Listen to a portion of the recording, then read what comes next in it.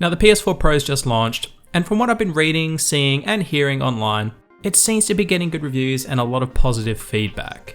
Now, just quickly, if we backtrack back to the PS4 Pro's reveal, I think we all remember that it was kind of received, not poorly, but it kind of flatlined a little bit. It didn't really resonate with a lot of people, and a lot of us were kind of disappointed that it was slightly underpowered in comparison to what was being rumored and suggested the Scorpio was going to be sporting.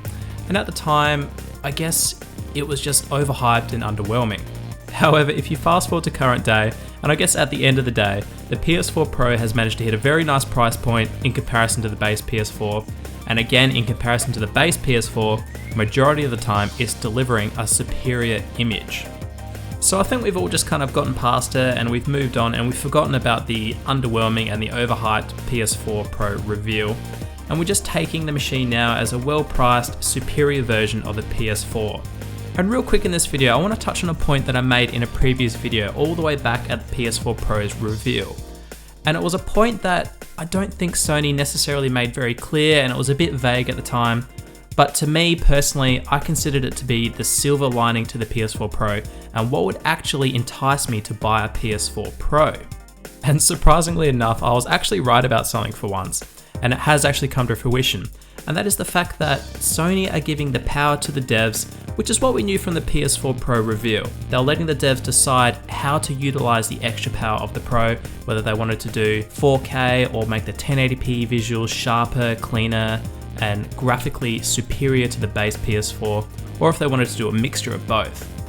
Which is what we knew, and that sounded great at the time. But my question was, were we going to see this on the consumer side? Were the options going to be passed down from the devs to the consumer? Were we going to get the ability from the game's menu to tinker with the settings and play the game the way we wanted to play the game? And the short answer to that is yes. Yes, the devs have given us the option to tinker with the game and play the way we want to play the game. So from what I've read from all the early reviews about the PS4 Pro is that in the menu they're giving you the options to either play in 4K or to play in 1080p with higher frame rates and perhaps better visuals.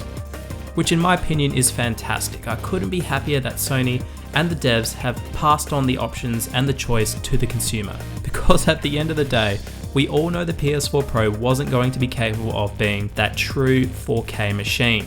And when the Scorpio comes out and that's delivering true native 4K, in comparison, the PS4 Pro would have been looking like the lackluster machine. And I think we all kind of knew it at the time and at the reveal, and that's why we were kind of disappointed.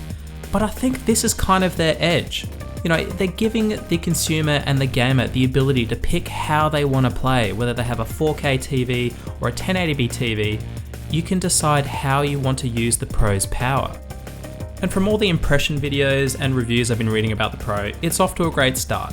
But there's one little thing that I've seen a few reviewers pick up on, and I want to touch on it myself because I think it's important for Sony and the devs to iron it out.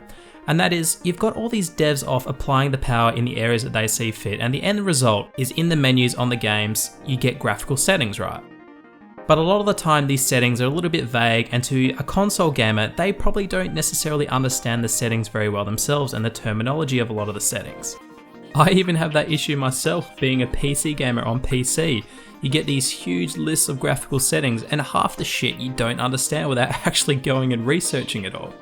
And even if one gamer on the PS4 Pro did understand the settings of one particular game, that doesn't mean they're going to understand the next game with its different graphical settings. As I said earlier, each dev is working on different graphical settings and applying the power where they see fit.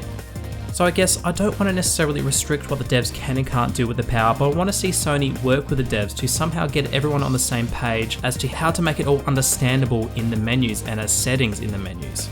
Like I said earlier, this is only one little nitpick area that I want to see Sony and the devs work on. Overall, I'm really happy with how the Pros turned out, and I think even when the Scorpio launches next year, it's going to be in a good place. You know, it's had a year's head start, it's probably going to be cheaper by then, and if they do iron out all these little kinks with the graphical settings and how the devs are applying the power, I think it's going to be positioned really well, even considering it's not offering true 4K. From what I've been reading and hearing, the upscaled 4K still looks very crisp and sharp. So I'm taking my hat off to Sony and I'm giving them a pat on the back because they've done a good job with the Pro and it's off to a good start, and they now have a whole year before the Scorpio launches to solidify their position in the market. Alright guys, let me know what you think down below. Have you bought a Pro, or are you planning on buying a Pro sometime over the holidays or into next year? And if you have bought a Pro, how have you found it in comparison to the base PS4? And those graphical options and settings in the menus, have you found them fairly easy to understand, or have you been a little bit lost with some of the settings? As always guys, please remember to rate, comment and subscribe.